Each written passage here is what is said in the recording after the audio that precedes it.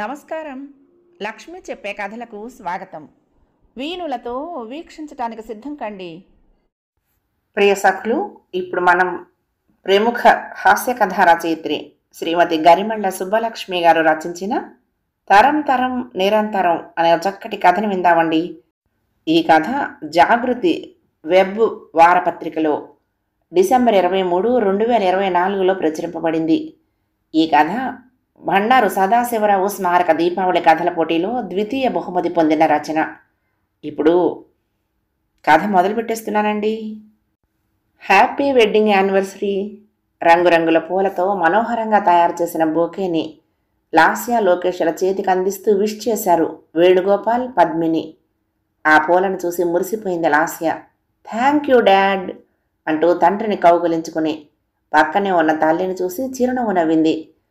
సంతోషంతో వెలిగిపోతున్న కూతురి మొహం చూస్తూ తన చేతిలో ఉన్న చిన్న బాక్స్ కూతురికి ఇమ్మంటూ భర్త చేతికి అందించింది పద్మిని. వేణుగోపాల్ ఆ బాక్సులో నుంచి 2 వజ్రపు టొంగరాలు బయటికి తీసి కూతురు అల్లుడి చేతుల్లో పెడుతూ మార్చుకోండి అన్నాడు నవ్వుతూ. అదే పెళ్లి రోజన్నంత ఆనందంతో లాస్య, లోకేష్ ఆ ఉంగరాలు ఒకరి వేలికి మరొకరు అలంకరించుకున్నారు.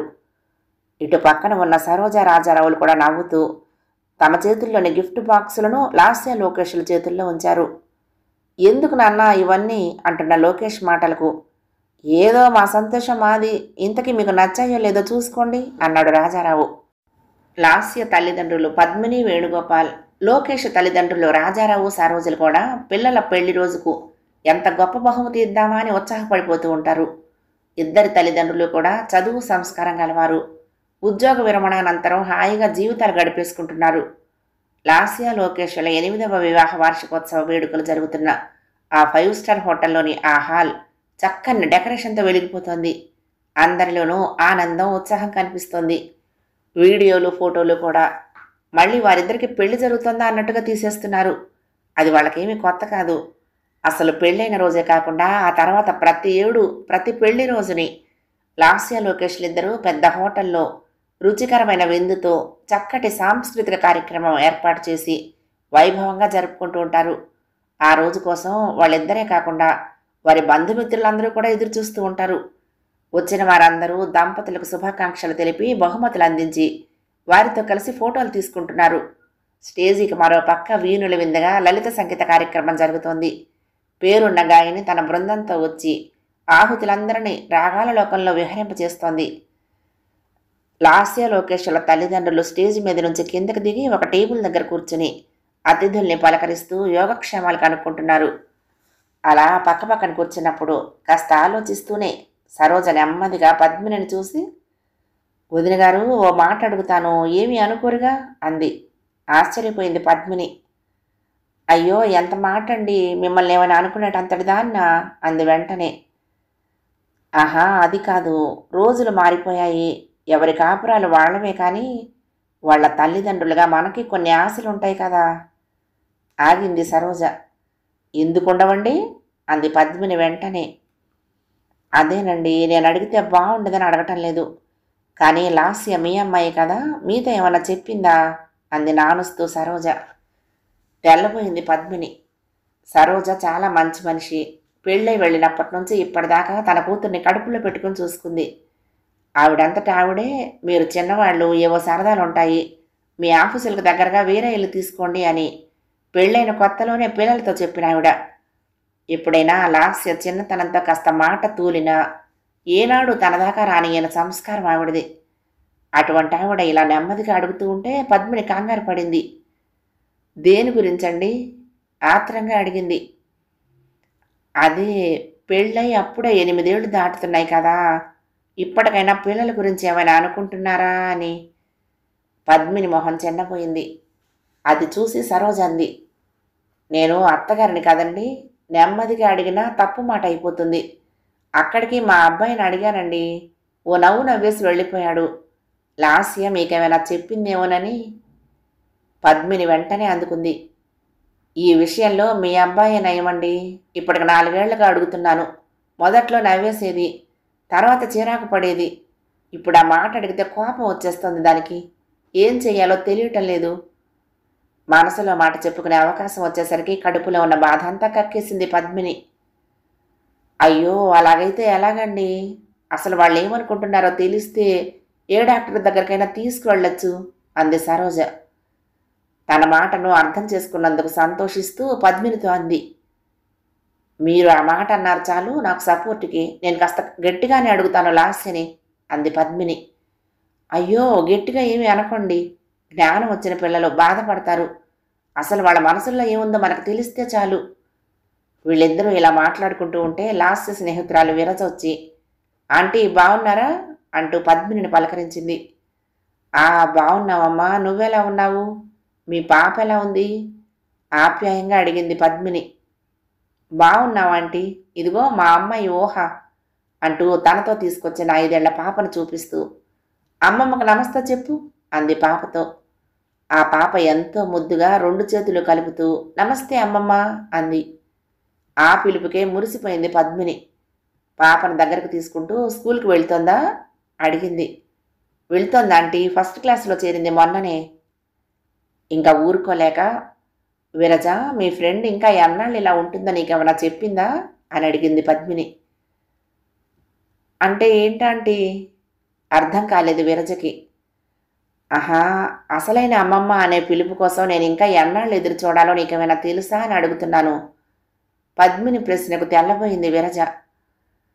ఆంటీ మీకు తెలీదా? ఆశ్చర్యంగా అంది. ఏమిటన్నట్టు చూసింది పద్మిని. లాస్య డింక్ క్లబ్లో మెంబర్ కదా.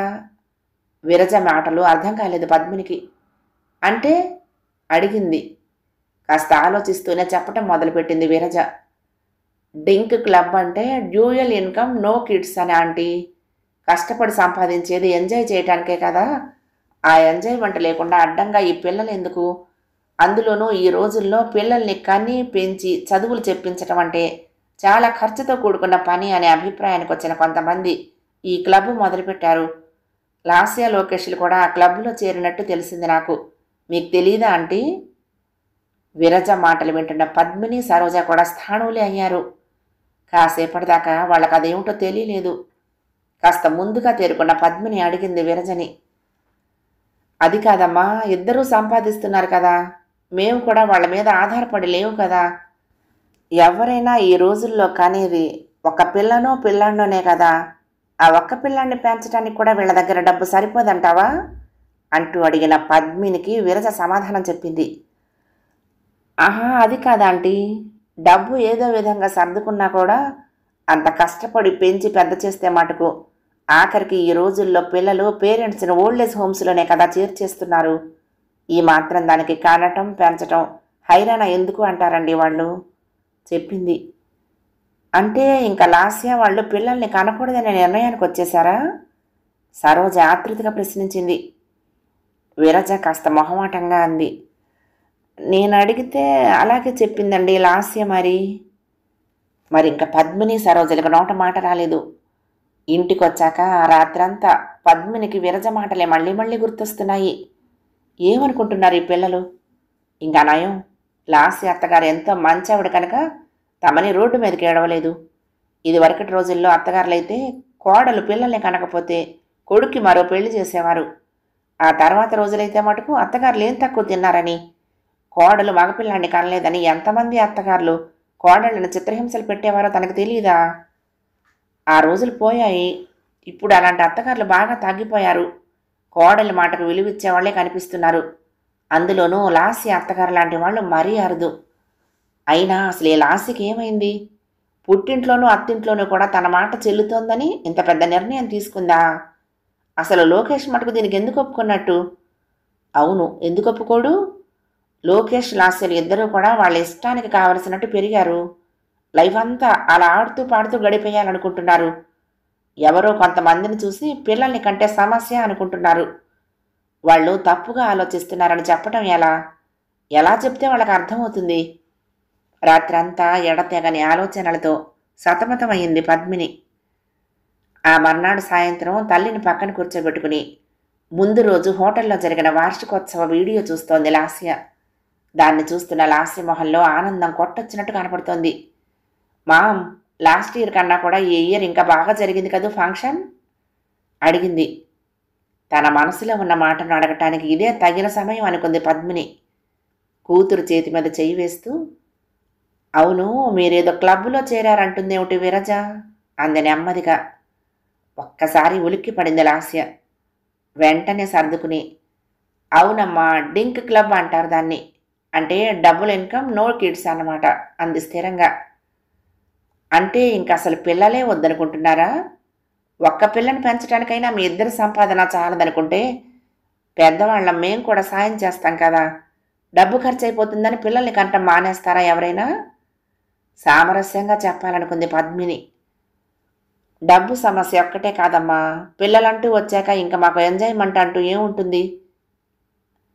పోనీ కన్నేసి మాకిచ్చేయండి, మీ ఎంజాయ్మెంట్కి అడ్డు లేకుండా మీ అత్తగారు మేము పెంచుతాం ఎంతో ఆత్రంగా అంది పద్మిని. అబ్బా, చెప్తే అర్థం కాదమ్మా. అలా అంత పొట్టేసుకుని వికారంగా నేను తిరగలేనమ్మా. అది ఏకంగా ఓ ఏడాది ప్రాజెక్టు తెలుసా? తీరా కన్నాక ఎంతసేపు వాళ్ళ కోసం డాక్టర్ల చుట్టూ తిరగటం, వాళ్ళ అడ్మిషన్స్ కోసం స్కూళ్ళు కాలేజీల చుట్టూ తిరగటం. లక్షల చేతిలో పట్టుకున్నా సరిపోవు. ఈ రోజుల్లో బయట ప్రపంచం ఎలా ఉందో తెలుసా? ఆ పిల్లలు ఏ డ్రగ్స్కైనా అలవాటు పడ్డారంటే అంతకన్నా బాధ ఇంకోటి ఉండదు. కోరి కష్టాలు కొని తెచ్చుకోవటం ఎందుకని మేమిద్దరం ఈ నిర్ణయానికి వచ్చాము. తల్లికి అర్థం అవ్వాలని వివరంగా చెప్తున్న లాస్య మాటలు అసలు నచ్చలేదు పద్మినికి. ఎంతసేపు నీకు నెగిటివ్ సైడే కనపడుతుందేమిటి?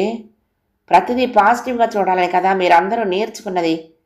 మీ పిల్లలు పెరుగుతున్నప్పుడు వాళ్ళని చూసుకుంటూ ఉంటే మీకు ఎంత ఆనందంగా ఉంటుందో ఒక్కసారి ఆలోచించారా? ఏం, మేము మిమ్మల్ని పెంచలేదా? అప్పట్లో డ్రగ్స్ లాంటివి లేకపోవచ్చు, కానీ చెడు అలవాట్లు అనేవి అప్పుడూ ఉన్నాయి. మీరేమైనా వాటికి అలవాటు పడ్డారా? లేదే. పోనీ కానీ మాకిచ్చేయండి, మేము చాలా జాగ్రత్తగా పెంచుతాం అంది పద్మిని. ఇన్నేళ్ళు మమ్మల్ని పెంచి మీరు మీకంటూ ఏమీ చేసుకోలేకపోయారు. నేను అత్తయ్య గారికి మామయ్య గారికి కూడా అదే చెప్తూ ఉంటాను. మీ బాధ్యతలు తీరాయి కనుక హాయిగా సరదాగా ఇప్పుడైనా 4 ఊళ్ళు తిరిగి రండి అని, లైఫ్ని ఎంజాయ్ చేయండి అని. మళ్ళీ పిల్లల్ని పెంచడం అంటే ఇంకా మీరు సుఖపడేది ఎప్పుడమ్మా? తల్లిదండ్రుల గురించి ఆలోచిస్తున్నామని చెప్తే ఇంకా పద్మిని ఈ ప్రసక్తి ఎత్తదని అలా చెప్పింది లాస్య. కూతురి మాటలకు కోపం లాంటిది వచ్చింది పద్మినికి. ఆవేశం ఆపుకోలేకపోయింది. అంటే ఇంకా మన కుటుంబాల పేరును సమాధి చేసేద్దాం అనుకుంటున్నారా మీరిద్దరూ కలిసి? రేపొద్దున్న మేము ఫలానా వాళ్ళ పిల్లలమని మన పేర్లు ఎవరు చెప్తారు? మనం ఫలానా వంశానికి చెందిన వాళ్ళమని మన గురించి ఎవరికైనా ఎలా తెలుస్తుంది? విత్తనాన్ని ఎండగట్టేద్దాం అనుకుంటున్న మిమ్మల్ని ఏమనాలో నాకు తెలియటం లేదు. ఒక్కసారిగా తల్లి అంత గట్టిగా అరిచినట్టు మాట్లాడటం చూసి తెల్లబోయింది లాస్య. అప్పుడే ఎదురుగా ఉన్న వీడియోలో అప్పటిదాకా లలిత సంగీతం పాడుతున్న శ్రీమతి బ్రహ్మరాంబ 5 ఏళ్ల పాపను నడిపించుకుంటూ మైక్ ముందుకు తీసుకొస్తోంది. అది చూడమన్నట్లు లాస్యకు చేత్తో చూపించింది పద్మిని. మైక్ అందుకుని భ్రమరాంబ చెప్పటం మొదలుపెట్టింది. ఈ లలిత గీతాలు గానం చేయటం మా అమ్మగారు శ్రీమతి రుక్మిణి గారు ప్రారంభించారు. వారి అడుగుజాడల్లో నేను కూడా ఇందులో పేరు తెచ్చుకున్నాను. నా తర్వాత నా కూతురు పార్వతి నన్ను మించిన పేరు తెచ్చుకుందని మీకు అందరికీ తెలుసు. ఇప్పుడు ఆ పార్వతి కూతురు ఈ చిన్న పాప చిరంజీవి ఉదయ ఈరోజే మొట్టమొదటిసారిగా ఈ ప్రోగ్రాంలో చిన్న శ్లోకం పాడుతుంది. ఇలాగే తరతరాలు మా కుటుంబం ఈ లలిత గీతాల పరంపరని కొనసాగించాలని మీ వంటి పెద్దలందరి ఆశీర్వచనాలు కోరుకుంటున్నాం అంటూ ఎంతో ప్రేమగా మైక్కుని ఆ చిన్నపిల్లకి అందేలా కిందకు దింపి ఆ పాప వైపు నవ్వుతూ చూసింది. 5 ఏళ్ల ఆ చిన్నారి శుక్లాంబరధరం విష్ణుం శశివర్ణం చతుర్భుజం అంటూ ముద్దు ముద్దుగా తీయగా పాడుతూ ఉంటే శ్రోతలందరూ పరవశలై చప్పట్లు కొట్టారు. ఒక్కసారి లాస్య మొహాన్ని స్క్రీన్ మీద నుంచి తన వైపు తిప్పుకుంది పద్మిని. చూసావా, ప్రతి వాళ్ళు తామున్నా లేకపోయినా తమ పేరు కలకాలం ఉండాలని కోరుకుంటారు. మరణం తప్పని మనుషులకు అది ఎలా సాధ్యం? కేవలం ఇలాగే. మన వంశాన్ని కుటుంబ ప్రతిష్టని నిలబెట్టేది మన వారసులే. ఆ వారసులే వద్దనుకోవడం దౌర్భాగ్యం. ఎంతోమంది దేశాలు పట్టిపోయిన వాళ్ళు కూడా మా మూలాలు ఎక్కడా అనుకుంటూ ఎంతో కష్టపడి వాళ్ళ వంశాన్ని గురించి తెలుసుకుంటూ ఉంటే అసలు మీరు ఈ కుటుంబ విత్తనాన్ని నాశనం చేసేయాలనుకోవటం ఏం బాగుంది? ఎంతో గొప్పదైన మన సంస్కృతిని 10 కాలాల పాటు నిలబెట్టాలంటే మన తర్వాత మరో తరం ఉండాలి కదా. మీరు ఇలా మీతోనే ఆపేస్తే ఘనమైన మన పూర్వుల చరిత్రను ముందుకు ఎవరు తీసుకువెళ్తారు? సమాజ హితం కోరని వాళ్ళు అసలు కుటుంబ నియంత్రణ లేకుండా పిల్లల్ని కానీ వాళ్ళ ఒరవడిని మర్చిపోకుండా పిల్లలకు నేర్పుతూ ఉంటే ఇంత గొప్ప సంస్కృతి ఉన్న కుటుంబంలో పుట్టిన మీరు అసలు కుటుంబాన్ని సమాధి చేసేయాలనుకుంటున్నారంటే మిమ్మల్ని ఏమనాలి? తెలివైన వాళ్ళనా, తెలివి తక్కువ వాళ్ళనా? అర్థం కానట్లు చూసింది తల్లి వైపు లాస్య. మళ్ళీ వీడియో వైపు చూపించింది పద్మిని. చిన్నారి ఉదయ శ్లోకం పాడటం పూర్తవగానే వాళ్ల పార్వతి ఒక్క ఉదుటిన పాపనెత్తుకొని ప్రేమగా హృదయానికి హత్తుకొని ముద్దు పెట్టేసుకుంది. చూశావా ఆ తల్లి ఆనందాన్ని? నూనె పిల్లాడు 100 వరహాలిచ్చినా రాడని మనవాళ్లు ఉట్టిన చెప్పలేదు. తన రక్తాన్ని పంచుకు పుట్టిన పాపని హృదయానికి హత్తుకున్నప్పుడు వచ్చే ఆ ఆనందం ఎన్ని లక్షల కోట్లు పెడితే వస్తుంది? అమృతప్రాయమైన అమ్మ అన్న పిలుపు వింటే కలిగే ఆ సంతోషం ఎన్నిసార్లు ఎవరెస్టులు ఎక్కితే కలుగుతుంది? మెడ చుట్టూ చేతులు వేసి ఆ పాప పెట్టిన ముద్దు ఎన్నిసార్లు ప్రపంచం చుట్టి వచ్చిన అనుభూతికి సమానమవుతుంది? నిన్ను నువ్వు ప్రేమించుకోవటం కాదు, నీ వాళ్లను కూడా ప్రేమించగలగాలి. అప్పుడే నిన్ను మనిషి అంటారు. ఆలోచించుకో. చెప్పదలుచుకున్నది స్పష్టంగా చెప్పేసి అక్కడి నుంచి విసిరుగా లేచి వెళ్ళిపోయింది పద్మిని. అప్రతిభురాలై తల్లిని అలా చూస్తూ ఉండిపోయింది లాస్య. ఆ తర్వాత సంవత్సరం లాస్య లోకేష్ల వివాహ వార్షికోత్సవ ఆహ్వానం చిరంజీవి సిరి నామకరణ మహోత్సవంగా మారిపోయింది. ఇరువైపుల కుటుంబాల ఆనందం అంబరాన్ని అంటింది.